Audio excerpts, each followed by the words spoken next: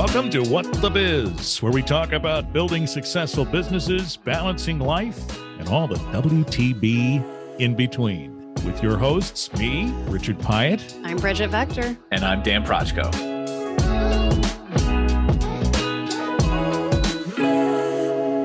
Well, welcome back to another What the Biz. We're glad to have you back with us. Richard here with Dan and Bridget. Oh, boy. How do these weeks go this fast? Although, it's because you're old. It's because you're old. I'm just kidding. Boy, I walked right into that. Yeah, in case you missed it in the previous episode, I am the oldest in this bunch. But that could be it.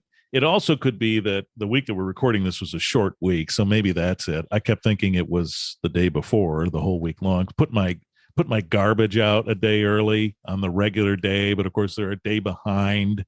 So I looked like a dummy because I was the only one with the can out there, and everybody else was like waltzing theirs out there on Friday because they knew it was a day late. Yeah. You were just prepped. I was ahead. You were yes, ready. Yeah. Thank you. Yeah. Thank you. Yeah. They were behind. They were behind. That's right. But correctly behind. So I want to go. I'm going to go back real quick to the thing about you being old and time flying faster. Did you guys see the article? There was something published. I think it was in the Wall Street Journal, based on some research that as you get older, time does seem to go faster. Oh, yes. Did you guys see this? I didn't see it, but I believe it. But why? Did they say why? Yeah, they did. It's crazy. It's like as we get older, I'm reading this now, okay? Because I'm not going to try and paraphrase this. Here we go. So over time, the rate at which we process visual information slows down, and so that's what makes time speed up as we grow older. Oh. Is it because we care less? Like, do we just stop caring? I don't care. There's certain things I feel like I get older that I see that I'm like, meh, I can do without that. Maybe. Yeah, maybe. I think it means like our brains are slower. Our brains are getting slower at processing what we see. So just things seem to be going really fast. Yeah. Well, it seems to make sense because summer vacation when I was 10 seemed like long time. Yeah. And now it's Memorial Day. You blink, it's 4th of July. You blink, it's Labor Day. You blink, it's Thanksgiving. And so it does. Dude, it's more like New Year's Day. You blink, it's New Year's Eve again. Yeah. We also have way more in our lives than we did when we were 10. That's true. So ain't that the truth? We have more to fill our days to make them seem to go faster. So on that, I'm just going to go. Speaking of which, what have you guys been up to this week? I don't know. Aside from forgetting to put your trash out or putting it out too early, I think is what I was putting it out too early. He was ahead of the game. He was ahead of the game. There you go. Yeah. I've been just trying to advance things with clients. Had some talks this week and move things along on a couple of fronts and recorded some episodes. Got more of those coming. I keep saying to folks, people are saying, oh, there it goes again. I keep saying to folks, and I got a bunch of things ready to just happen next week, maybe. Yeah, no, it's always the most frustrating bit of sales, when you're running your own business. It's like there's all these, what's it called? Coals in the fire, irons in the fire. There you go. Thank you. Oh, there you go. Idioms. It's because I'm old. I remember those. There you go. Do either of you find it hard to keep up with all those irons too? Like, how they say that you're supposed to flame the fire or whatever, to keep making sure that they're going. I don't know how we got onto this trend. Can we that's not even the topic for today, by the way. Not even the topic. No, I'm sure we'll get to this, but I would say one word: automation helps, for sure. Take some of that work off of having to constantly call and email. You just get these touch points going. But it's a whole other thing we could talk about another time. We keep finding those. But oh my God. I've got 10 deals out there right now. I call them deals, at least opportunities, whatever you want to call it. 10 actual sales conversations. We've gotten through pitching and then everything's just stalled. And it's for that exact reason, Bridget. It's just so much other stuff going on. I can't be the one to get on top of all of them. So yeah, totally. Totally. Someday we could have a whole show about how everybody else's timeline is not yours. So just what you talked about. So true. Things go along and people are on a different timeline than you are. Yeah. Yep. Yeah. So that's just what I've been doing this week is just the usual stuff. And I think, as you put it once, keeping your head down and working is what I've been doing. So, and then nice. Some of it wasn't working. Some of it was some of that stuff that you can do, which I think we alluded to in the last episode, because you're the boss, as they say in New Jersey. You can go get your oil changed in the middle of the day. Yes, get a little of that too. Yeah. Those derailing activities, they are. They can be. That's right. Especially when you're in great focus and you're like, oh, I scheduled that. Come on. Uh-huh.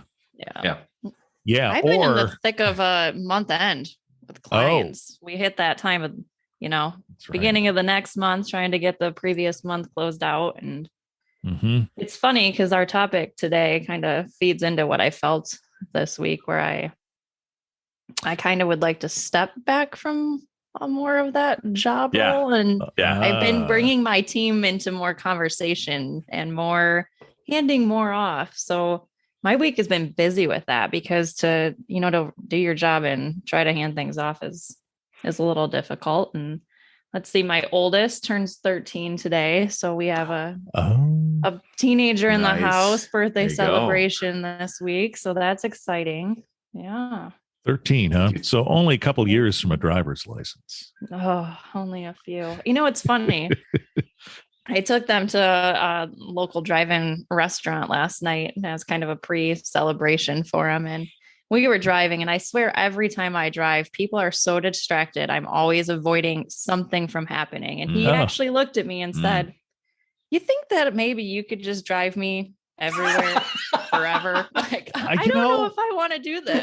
That's funny, because I was just thinking that, and I was about to say it, that it seems that I was going to say kids, but young people at driving license procurement age are not as excited about this as I know I was, and maybe the two of you were. They would be fine not driving. Yeah, I was super excited. Yeah, I was super excited. But those young whippersnappers, which is a phrase I thought you were going to say. They just kidding. I'm totally no, I think it has to do with the technology and the way they connect and everything. Like, they can communicate, over the video games, over the phone. They can do it quickly through, certain social media elements. We didn't have that growing up, right. Even though we had it early in our adulthood, well, at least for two of us, but social media, everything came out while I was in college. That's when Facebook launched. And so I think that's the difference, is like, to connect, we had to go places. I think that's true. Or be on the phone, and then or be on the phone, and then your parents yelled at you because we're paying. Yeah, exactly. Right. Exactly. I remember the internet connection, when the phone would ring and it would kick you off the internet and you couldn't continue your chat with whoever you were talking to. Oh, that was horrendous. Man, you're old. That was a long time ago.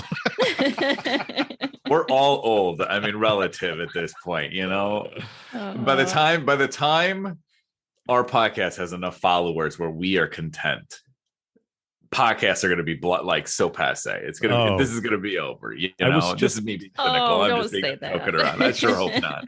Hope not. Since my I think you're right, though, Dan. I think that instant gratification, like when I was a kid, every weekend I was figuring out whose friend's house I could be at and how we could finagle staying an extra night at a different friend's house the next night. And like, my kids just are kind of like, oh yeah, I talked to so-and-so, over text all day, or on the video game all night. And it's different. It's different. Yeah. We hung out over video games. We weren't even in the same room. I remember, like, my friends had to bring their Nintendo to my house, or I had to take, my N64 somewhere because they didn't have it. And that's how we played Mario Kart together or whatever. And now it's like, I got to go somewhere. I got to use these two legs below me. What? Beanbag chair all afternoon long. Done. Like, yeah. Anyway, sorry. What have I been up to? How about we refocus this thing a bit? Where have I been? Man, lots going on. Had a friend of mine, real estate agent. They had a grand opening, so it was over there. Met a lot of people. We missed you, Bridget, but we all talked about you, just so you know, behind your back. That's fabulous. I would have totally been there. My husband's fishing league started, so I had kid duty. I thought it was next week. Yeah. Does he even work? That's what I'm going to start asking. Okay, I told him his termination letter was coming. There's some inside jokes there. Maybe we'll get to them one of these days. Just count it as the lore of the podcast. It's somewhere there in the background. We'll dig it out little by little. Otherwise, kind of on the topic, I guess going to kick it off. The thing I've been doing is honing up my editing, honing in, sharpening job listings, because we're a 2-person team with contractors, but we need somebody a bit more reliable here, I guess is the best word for it, because we do everything. Not only do we own the business and run it, we also do the work. And so we are, it's hiring mode, man. So have you both heard of Handshake? Yeah. You guys know that platform? Yeah. No. Oh, okay. Well, Handshake, I don't know how many schools are on this, but it's a platform that connects businesses with students at universities with either full-time, part-time internship positions. You can get in touch with work visa students, et cetera. But instead of posting to a job board and then trying to market into the students, all the students of these universities are already on the platform with their resumes, et cetera, for the most part, like many. And then you post the job once and ask schools to approve your post, and then it gets put in front of these students. I love it. Yeah, the real kicker here, the real cool thing is that you can see student matches for your position. So you can actually then message students and give them a notification to their email that, hey, here's a business interested in you. Look at this job position. It's like Tinder. Yeah. I mean, look, this is what recruiters do. This is what HR people do. They scour all over the net looking for, and the world, and they build these databases of people with certain skills and whatever. But it helps, I guess, smaller businesses and recruiters, et cetera, to get in touch with those entry level or interns that they may need along the way. And so one of the positions we have is an internship. We also have a part-time position. And so we've been on it before. We're going to try it again. And you can just pick and choose the schools where you want it to go, places where you have connection make more sense, so schools in your geographic location or alma maters. So I've got, University of Illinois on here, Western Michigan, my 2 alma maters. But then, since we're based in Kalamazoo, putting Kalamazoo College on here, looking at Grand Valley State, et cetera, in the area. So even though they're remote positions, those schools are more likely to approve the job because we're local. So, yeah, that's interesting. It reminds me of an episode actually that I did of my podcast with Ford Motor Company. It's similar but different. They created what we might call a Tinder-like app for job sharing at Ford.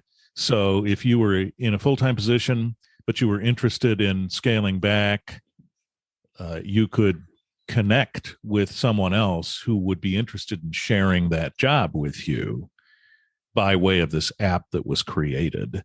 Ford is such a big company that the person who might wish to share your job may not be someone on your radar. So to have that ability was kind of cool. So it was a neat discussion. Right too. Idea. Say again. I'm sorry.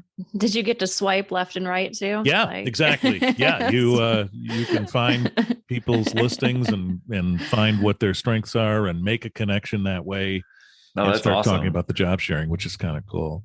Dude, I've not heard of that. Yeah, that's an internal app, like for them to find, like for other employees internally to find jobs within the company, to move up to or to move over. Oh, that's awesome. That's great. Yeah, that's it really cool. Was the brainstorm of the lady with whom we had the interview conversation, and she and some others had come up with this idea over lunch one day, and said, gee, if we just had an app for that, I think is what she said, and next thing you know, boom! And somebody's like, "Let's do that. Let's make do that." No, that's awesome. And Ford said, "Let's do that." So they saw the value in it. But yeah, you were talking about the subject today, which is owning a job or a business. Yeah. Which I think, Dan, this came out of discussions we were having among the three of us in terms of what things we might want to talk about. But maybe you could just frame that for a second. I think I know what you mean by that, but I think I need to hear you say it. Sure. I don't remember which conversation that came out of a couple episodes ago, but basically the difference, is we all have jobs, the W-2s that pay us, and that's doing the work, and we can go work for someone or we can work for ourselves. There's nothing wrong with owning a job, by the way. I haven't really quite defined it yet, but basically when you own your job, you are your own boss, you're creating all the opportunities for yourself. You're also doing all the work. Owning a business is a little bit different. A business, unlike a job, is an entity that can run without you. It is organized, documented, responsibilities are shared, clearly defined, so that you could step away and the business will run. Yeah. And as the owner, you can build your wealth off of that business, even though you're not doing the actual work. So I think that's the difference, is like, if you own a job, you're creating wealth a bit. You get paid, but you are beholden to the hours that you work. Whereas with a business, you're not. You can hire other people, go off and explore other things. Or if you wanted to live a certain lifestyle, you could. If you wanted to do some work because you love doing it, cool. But it's not the primary way which you make money. So that's kind of how I define that. Yeah. So I'm glad you said that, because I had a different impression of what this meant. So that's interesting. I'm totally on board with you. Here's what I thought it meant. I thought you were talking about a mindset. That is to say, well, it is as well. It is. It's very hard for some people to separate those two. Yes. You get started in what you do because you love it, and so then you start thinking, how do I not do this? Like, is the business even it without me? It is a mindset many get into. A lot of our success is based on the understanding that I have found in the markets, through the technology and how to drive success. Is it even possible to duplicate that without me? The answer is yes.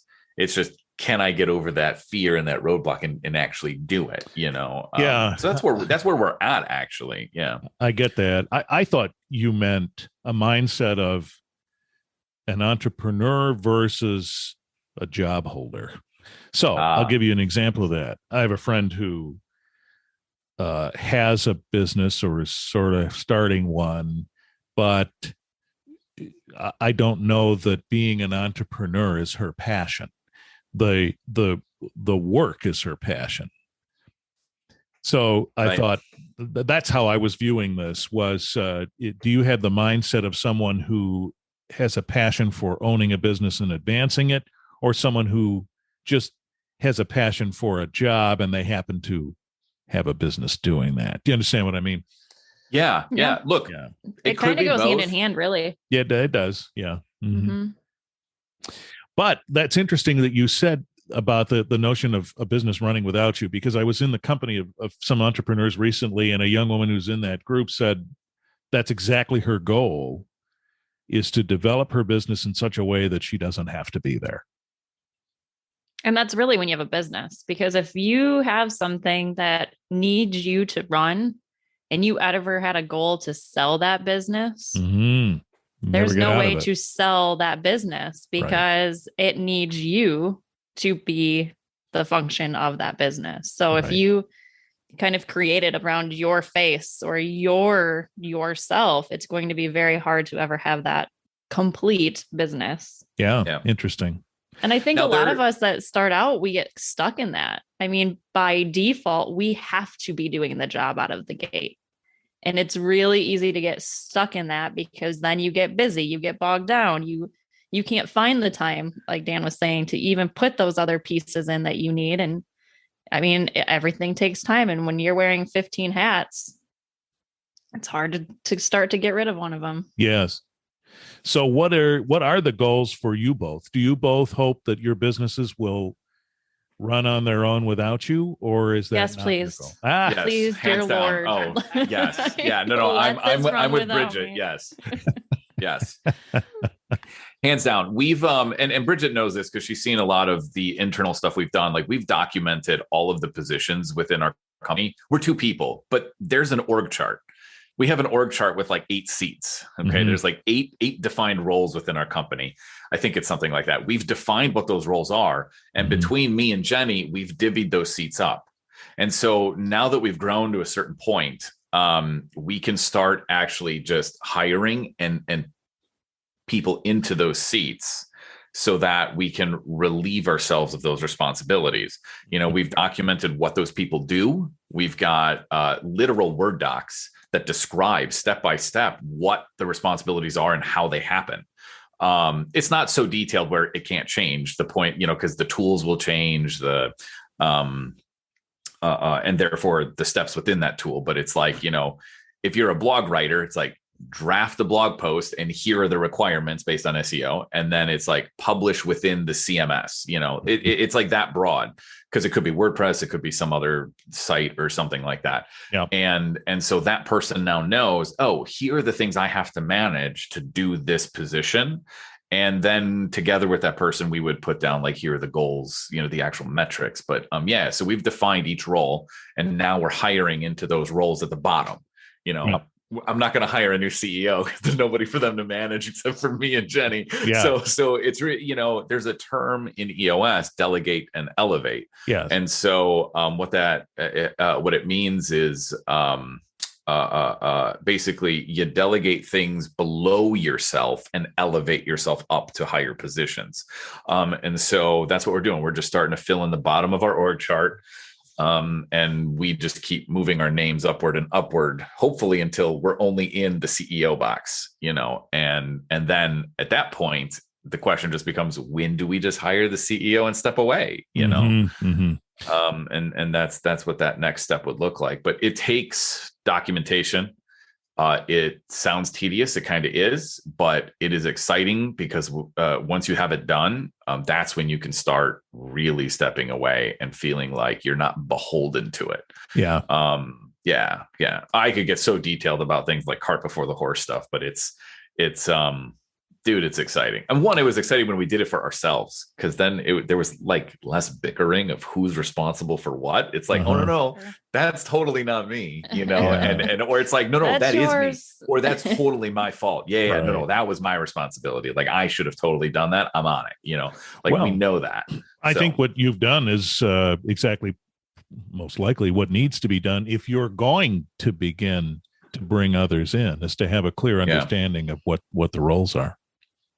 I think one of the best pieces of advice that I got early on, since you are doing every job of the business, is to literally write everything, every process, every workflow, every thought.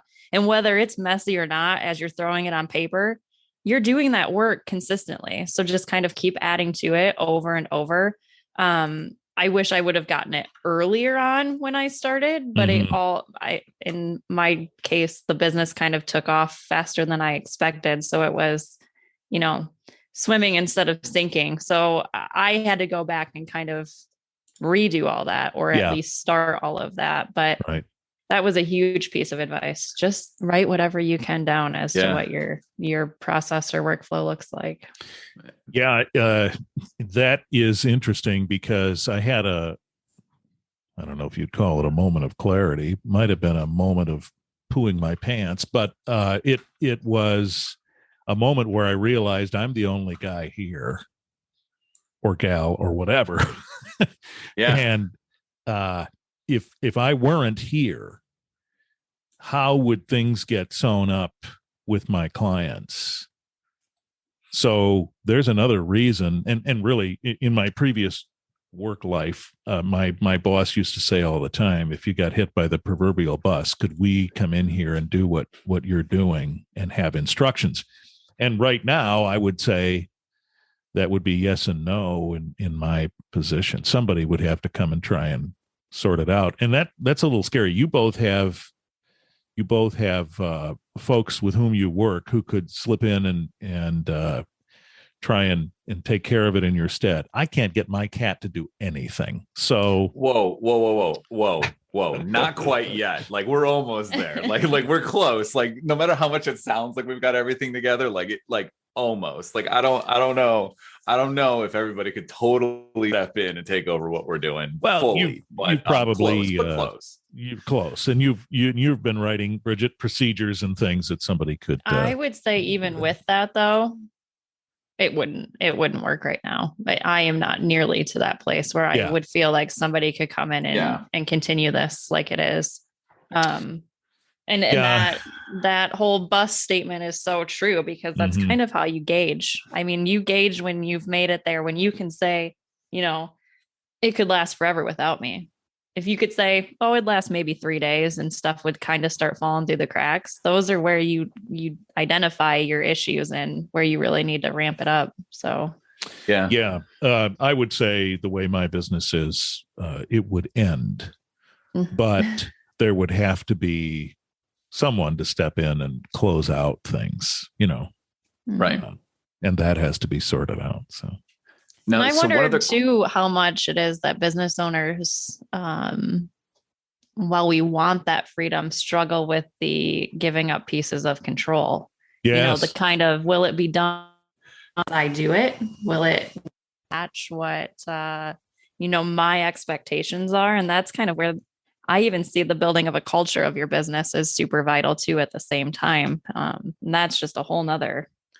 Well, isn't that why we went into business? That's the conundrum, the catch-22 is like many of us, well, there's at least a huge chunk of us that left the full-time job for the freedom and the control. But then over time, you build this business that just controls you and you have no freedom. And the way you get out of that is what we're talking about here today, is like these processes, this, delegate away, giving up control. This is also huge when it comes to, if you're thinking ever of selling your business, like we're all going to get old. What is your plan? Thinking 40, 50 years into the future, or even 30, it's a very healthy thing to do. So if at any point you're looking at your business, like, you know what, I've built something here. I've got employees. Okay. I've got, clients. If I just fold, do I want all of them to feel in the lurch? If the answer is no, that means you're wanting to sell your business. But if you're looking to sell, nobody's going to buy it if it relies on you alone. Right. So, now what does that look like? That could look like tons of different things. It could be a one-man business where you've got just all these processes and contractors and everybody working. The fact is you've got the processes. So when someone buys it, it still works even without you. But that has to be articulated. Articulated and documented, so it's very clear as to how all these things work. I know many businesses that are like 3-person businesses and they're doing millions, but they're using a ton of VAs. They're contracting with VAs or contractors, but they've got these processes in place where they could say, hey, buy this because this is how it works. Here's how we generate business, and here's how it all gets executed. And that's something that could be sold because someone can step in and just continue executing on that. They're essentially building their training, their processes, their workflows. You really could take those 3 pieces, name it whatever you wanted, and still have a successful business if you were following those pieces. Now, in terms of resources that, I mentioned EOS, the book Traction talks about this, but the real book that I remember reading that truly went deep into this was the E-Myth. Yes. And the E-Myth Revisited is the one that I would actually recommend, not the original. The Revisited's updated with more modern examples, et cetera, in it. But that's the one why most small businesses don't work and what to do about it. I think that's the rest of the Revisited. Yes. That's the rest of the title? Is that the subtitle? That's awesome. That's nail on the head. I mean, we could give, like your MBA examples or whatever of like McDonald's, and like, this is why, like, franchises are perfect examples. The reason they're able to franchise is it's all documented. I mean, everything from like, if you think of like a Jimmy John's or a sub sandwich shop, Jersey Mike's, et cetera, Jersey Giant, where you even buy the food from, it's documented down to here's where you get your lunch meats. It has to be turnkey for franchisee. Right? Yeah, no, exactly. Because otherwise, if you bought a franchise and it wasn't turnkey, like now you got to figure out, where am I getting my materials? How do I bake this bread? Wait, I have to I got to figure out how to be a baker now if I own, one of these, it's, I'm just trying to just own a sub shop. I don't need to be a baker, it's like that. So, yeah. Well, I would There's say actually a quote in that book real quick that says, if your business depends on you, you don't own a business, you have a job. And it's the worst job in the world because you're working like a lunatic, which is so true. Like they say, isn't that that's what we started this whole conversation with, that quote pretty much. There you go. They say people get out of working for the man and, to trade it to work 80 hours because they didn't want to work 40. Like, it's insane. It is insane. You transform yourself into the man. That's the worst. Yeah. Well, I would say, based on your definition, I own a job. However, I'm thoroughly happy with that. I'm doing what I'm passionate about. Yeah. So, well, look, but everybody starts there. That's the thing. And everybody starts there, and not everybody needs to go beyond. Yeah. Some love it. Nobody needs to go beyond. I think our conversation today is just like, if you're feeling like you want to be able to step away, then you need to build the business. Yeah. Right. And if you're happy owning your own job with your own flexibility, it's still, to me, in my opinion, it's still freedom from your typical 9 to 5. Yes, I agree. That's true. And I guess the subset of what we've talked about today is have a succession plan, whatever that is. Yeah. Part 2 to this, have a succession plan. Yeah. That's part 2. Well, if you want one. If you want one, right. If you have thoughts on how you've handled owning a job or owning a business, the purview you've had, the succession plan you've come up with that's worked or that you're comfortable with, just scroll down in the show notes and share that with us. We'd be glad to hear from you on those items. All right, folks. Until next time, thank you.